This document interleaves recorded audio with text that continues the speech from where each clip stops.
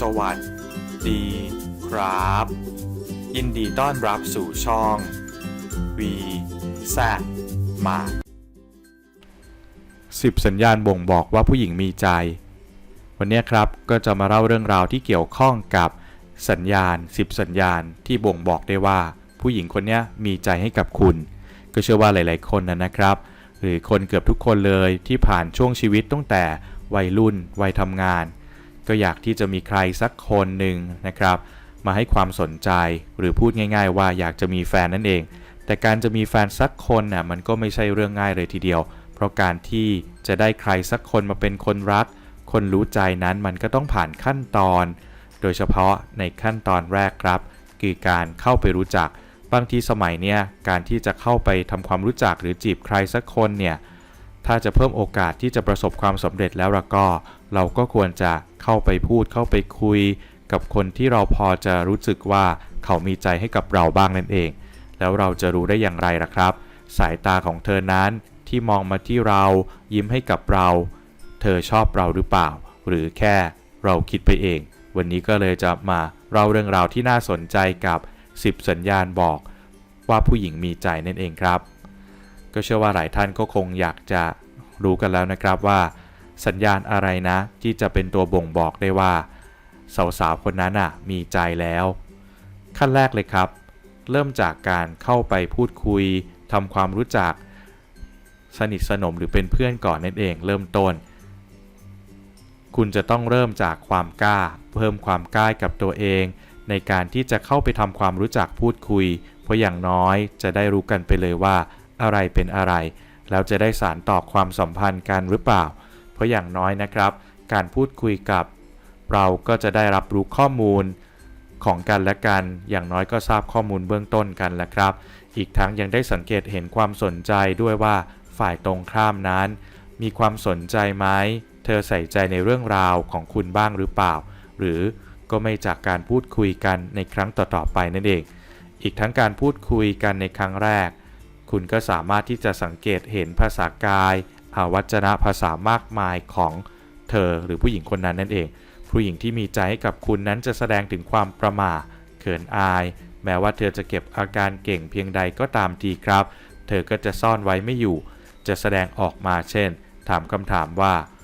หรือเป็นลักษณะแบบถามคำตอบคำไม่กล้าสบตาหรือมองหน้าแบบนี้ครับหน้าแดงเป็นแบบลักษณะแบบนี้นั่นก็คือสัญญาณที่ดีที่บ่งบอกว่าเธอกำลังมีใจให้กับคุณแต่ถ้าเธอพูดคุยกับคุณแบบเดียวกับที่คุณเห็นเธอพูดคุยกับคนอื่นๆแล้วล่ะแบบนี้ก็จะแสดงว่าเธออาจจะยังไม่ได้คิดอะไรกับคุณหรอกนะแต่ถ้าคุณชอบเธอก็ต้องพยายามกันต่อไปนั่นเองเพราะอย่างน้อยการพูดคุยกันในครั้งนี้ก็ถือว่าเรามีโอกาสได้ทำความรู้จักแล้วล่ะครับข้อแรกเนี่ยเป็นสัญญาณที่บ่งบอกได้ง่ายๆก็คือการทำความรู้จักถ้าเราเข้าไปทำความรู้จักแล้วสาวๆเหล่านั้นเนี่ยมีลักษณะของความประหม่าเขินอายแล้วก็ไม่สามารถที่จะเก็บอาการได้แบบนี้หรือเป็นลักษณะแบบถามคำตอบคำไม่กล้าสบตามองหน้าแดงอะไรแบบนี้ก็อาจจะเป็นสัญญาณหนึ่งนะครับที่จะเป็นตัวบ่งชี้ได้ในเบื้องต้น 2. สังเกตสัญญาณว่าเธอกำลังให้ท่าคุณอยู่การที่ผู้หญิงนะครับจะเข้ามาจีบผู้ชายหรือให้ท่าผู้ชายนั้นก็อาจจะดูยากสักหน่อยสาวๆหลายคนจะเข้ามาสานสัมพันธ์กับชายหนุ่มในรูปแบบเพื่อนเริ่มจากวันแรกที่เข้าไปพูดคุยทำความรู้จักสะสมนานวันเขาก็จะกลายเป็นเพื่อนสนิทโดยที่เธอเองก็อาจจะยังไม่รู้สึกตัวได้ซ้ำครับว่ากำลังชอบคุณอยู่ดังนั้นคุณควรจะดูให้ดีว่าเธอเข้ามาสนิทกับคุณมากเป็นพิเศษกว่าคนอื่นหรือเปล่าและอย่างถ้าเธอชอบคุณจริงๆก็ยากที่ผู้หญิงจะแสดงออกตรงๆว่ากำลังชอบกำลังจีบคุณการค่อยๆขยับเข้ามาใกล้ๆในรูปแบบเพื่อนนี่แหละคือวิธีการที่ดีที่สุดของเธอที่เธอจะสามารถเข้ามาในใจคุณได้แล้วถ้าคุณเองชอบคนที่กำลังขยับเข้ามาใกล้ๆคุณอยู่แล้วก็ไปไหนมาไหนก็ระวังตัวให้ดีสำรวมพฤติกรรมด้วยนะครับหรืออย่าเข้าไปกอดหรือหยอดคำหวานให้สาวอื่นไปทั่วด้วยเพราะถ้าเธอรู้เธอก็อาจจะเลิกจีบคุณในทันทีแล้วทีนี้คุณจะเหนื่อยที่จะต้องวิ่งไปตามจีบเธอเองหรือเธอแทนนั่นเองครับ 3. มีอาการแบบเข้ามากอดมาจับแบบมั่วๆแบบไม่ได้ตั้งใจแบบเนี้ยบางทีอาจมีเหตุการณ์อะไรที่ทำให้สาวๆนั้นตกใจดีใจจนลืมตัวจนโผล่เข้ามากอดคุณซึ่งการเข้ามาโอบกอดโดยจิตใต้สำนึกนั้นไม่ผ่านการควบคุมแบบเนี้ยเธอจะทำได้เฉพาะกับคนที่เธอรู้สึกสนิทและมีใจให้เท่านั้นนะครับการกอดเช่นในสถานการณ์เช่นนี้นะครับเป็นอีกหนึ่งวิธีหรือวิธีหนึ่งที่เธอสามารถใกล้ชิดคุณได้อย่างเปิดเผยได้สัมผัสแนบกายคุณโดยไม่ต้องกังวลว่าคุณจะจับได้ว่าเธอกำลังแอบทอดสะพานหรือถ้าคุณเองก็ชอบเธอเช่นกันคุณก็สามารถกอดเธอกลับได้เหมือนกันนั่นเองครับสัญญาณนี้ก็จะเป็นตัวบ่งบอกว่าผู้หญิงที่ชอบเนี่ยก็อาจจะเข้ามาจับเข้ามากอดอะไรแบบนี้ในสภาวะที่แบบสถานการณ์ตกใจลืมตัวเข้ามาจับเข้ามากอดโดยไม่รู้ตัวนั่นเองครับถ้าเกิดชายหนุ่มชอบด้วยก็กอดกลับเลยนะครับ 4. ลองสังเกตครับว่าสาวๆเนี่ยบังเอิญมาชนมาแตะตัวคุณบ่อยจนเกินไปหรือเปล่าการที่สาวๆเดินชนคุณแบบดูเหมือนว่าไม่ได้ตั้งใจนั้นก็อาจจะเป็นมุกที่ผู้หญิงใช้ทอดสะพานให้กับชายหนุ่มมาตั้งแต่สมัยรุ่นคุณพ่อคุณแม่กันเลยก็ว่าได้ทีเดียวเชียวละครับถ้าให้ชัวร์แล้วคุณก็ต้องสังเกตครับว่ามันบ่อยไหมแล้วถ้าเธอเคยทำกับใครหรือเปล่าหรือว่า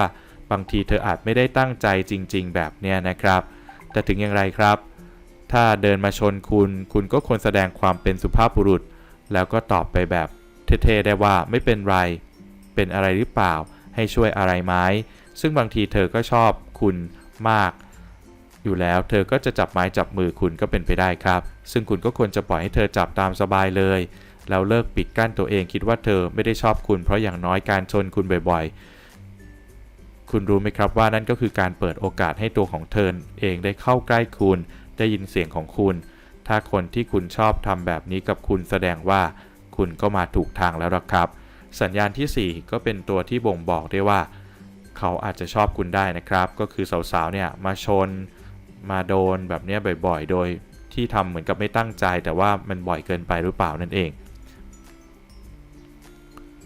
5. สังเกตวิธีการมองของสาวคนนั้นการสบตาสามารถบ่งบอกอะไรได้หลายอย่างเลยผู้หญิงบางคนอาจจะมองมาที่คุณเพราะชอบคุณจริงๆเธออยากเห็นคุณเพียงได้เห็นคุณก็ทำให้เธอได้รู้สึกสุขใจแล้วแต่คุณก็ต้องเข้าใจกับว่าจริตของผู้หญิงนั้นมีหลายแบบบางคนนั้นเป็นคนขี้อายบางคนก็มีความมั่นใจแบบเซลล์สุดๆเลยบางคนก็แบบกลางๆครับแล้วแต่สถานการณ์กันไปซึ่งการมองจากแค่สายตานั้นพิสูจน์ได้ยากทีเดียวสำหรับสาวที่ขี้อายที่แอบชอบคุณอยู่เธอจะแอบมองคุณเมื่อคุณรู้แล้วหันกลับมาสบตาเธอก็จะหลบในทันทีครับแต่ถ้าสาวมั่นก็จะดูยากหน่อยเพราะบางครั้งเธอก็จ้องมองคุณเมื่อคุณรู้ตัวสบตาเธอกลับเธอก็ไม่หลบแบบนี้ซึ่งถ้าเธอชอบคุณอยู่ก็แสดงว่าเธอมั่นใจว่าเธออาจจะกำลังวางแผนรุกไล่คุณอยู่ก็เป็นไปได้แต่ก็เป็นไปได้เช่นกันครับว่าเธออาจไม่ได้คิดอะไรกับคุณเลยเพียงแค่แกล้งมองมาที่คุณเฉยๆดังนั้นก็อย่าเพิ่งรีบด่วนสรุปกันไปเองนะครับเพราะว่าแค่การมองเนี่ยเป็นตัวที่ประเมินค่าศึกได้ยากทีเดียวเชียวแหละก็อาจจะต้องดูบริบทหรือดูสัญญาณอื่นๆรอบด้านมากยิ่งขึ้นด้วยนั่นเองเชียวละครับ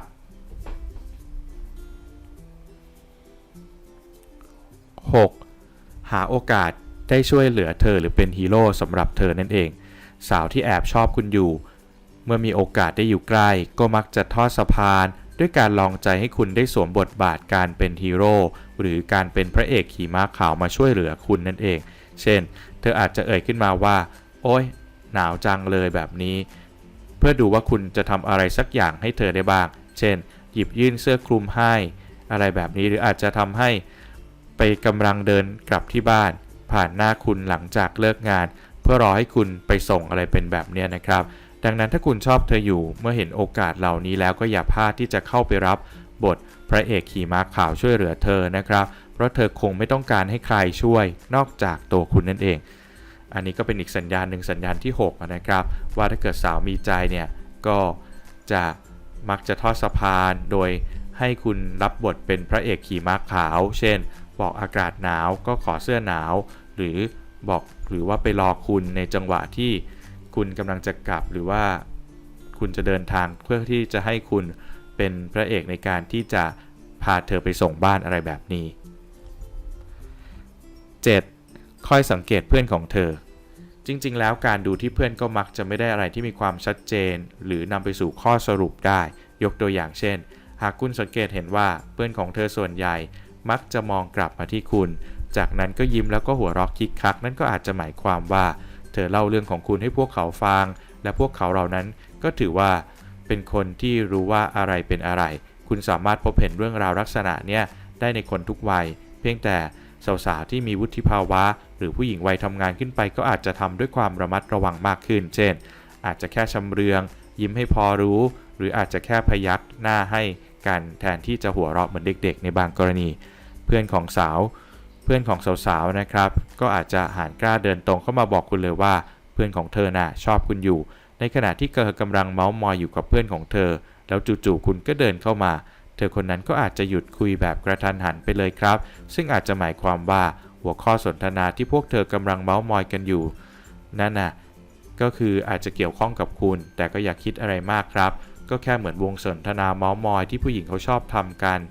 แต่บางทีวงสนทนานั้นก็อาจจะมีชื่อคุณอยู่ด้วย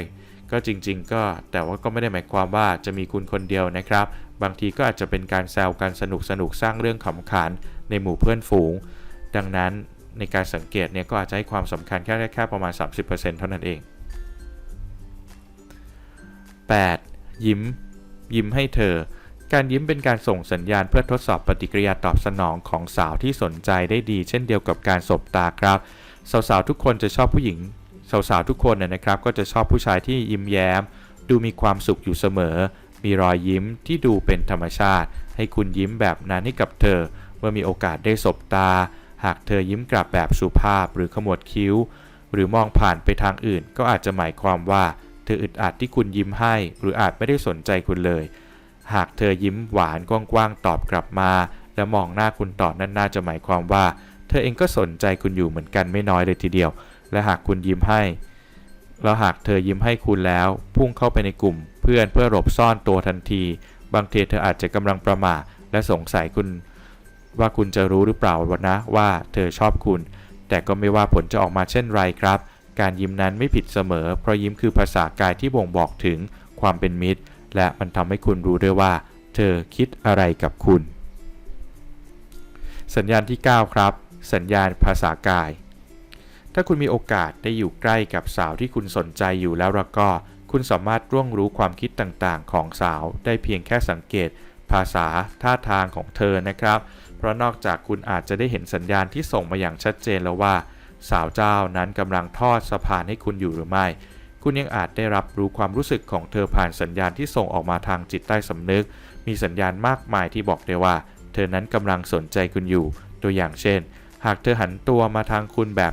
สบายๆนั่นหมายความว่าเธอมีความมั่นใจที่จะพูดคุยกับคุณแต่ถ้าเธอทำตัวรีบเช่นกอดอกไขว้ขาอาจเป็นเพราะว่าเธอรู้สึกเขินอายหรือประหม่าที่ต้องพูดคุยกับคุณหรืออาจกำลังสร้างกำแพงขึ้นมาเพื่อขวางกั้นคุณไว้คุณควรจะลงทุนหาซื้อหนังสือดีๆสักเล่มเกี่ยวกับภาษากายดูนะครับว่าภาษากายแบบไหนเป็นตัวบ่งบอกที่ดีเพื่อจะได้รู้ว่าคุณจะสามารถอ่านเธอให้ขาดจากภาษากายได้อย่างไรคุณอาจสังเกตสัญญาณเล็กๆที่เผยออกมาทางใบหน้าของเธอเช่นดวงตาของเธอนั้นเบิกกว้างขณะที่สบตาคุณอยู่ก็แสดงว่าเธอกำลังชอบคุณอยู่นั่นเองละครับสัญญาณที่ 9 ก็เป็นสัญญาณที่น่าสนใจอีกสัญญาณหนึ่งเลยทีเดียวคราวนี้เรามาดูสัญญาณที่ 10 ครับคอยสังเกตสิ่งเล็กๆที่เธอทำให้คุณผู้หญิงที่มีใจให้คุณนะครับก็มักจะให้พร้อมที่จะให้การช่วยเหลือคุณอยู่เสมอไม่ว่าจะเป็นเรื่องเล็กเรื่องใหญ่ถ้าไม่เกินความสามารถก็พร้อมที่จะช่วยคุณแบบที่ไม่เคยช่วยใครเช่นนี้มาก่อนไม่ได้ช่วยธรรมดาด้วยนะครับเป็นการช่วยแบบหมดตัวและหัวใจกันเลยทีเดียวและไม่ใช่แค่ครั้งเดียวนะครับเธอจะทำเช่นนี้ทุกครั้งไปที่พบว่าคุณมีปัญหาอะไรแต่ถ้าคนที่ชอบคุณอยู่ทำแบบนี้กับคุณก็มั่นใจได้แล้วครับว่าเขามีใจให้คุณอย่างแน่นอน 100% พูดง่ายๆว่าสัญญาณที่ 10เนี่ยเป็นสัญญาณที่บ่งบอกได้ง่ายที่สุดครับก็คือถ้าสาวๆเหล่านั้นมีใจอาสามีจิตอาสาในการช่วยคุณไม่ว่าจะเป็นเรื่องเล็กเรื่องใหญ่หาทางช่วยคุณแบบเนี้ยอันนี้แหละเป็นตัวบ่งบอกแล้วว่าเธอมีใจให้กับคุณแน่นอน เป็นไงกันบ้างครับสำหรับ10สัญญาณบอกว่าผู้หญิงมีใจก็เชื่อว่าหลายๆคนก็อาจจะนำไปแอพพลายไปดูนะครับไปสังเกตดูได้ว่าสาวๆเหล่านั้นมีใจให้กับคุณหรือเปล่าวันนี้ก็จบแต่เพียงเท่านี้ครับสำหรับ10สัญญาณผู้หญิงมีใจ10สัญญาณบอกผู้หญิงมีใจในท้ายที่สุดครับอย่าลืมกด Subscribe หรือกดติดตามครับช่อง VZ Mart สะกดง่ายๆนะครับ VZ MART สามารถค้นหาได้ในช่องค้นหาของ YouTube ได้เลยครับกด Subscribe ปุ่มแดงๆแล้วเจอกันใหม่ตอนหน้าวันนี้ขอลาไปก่อนครับสวัสดีครับ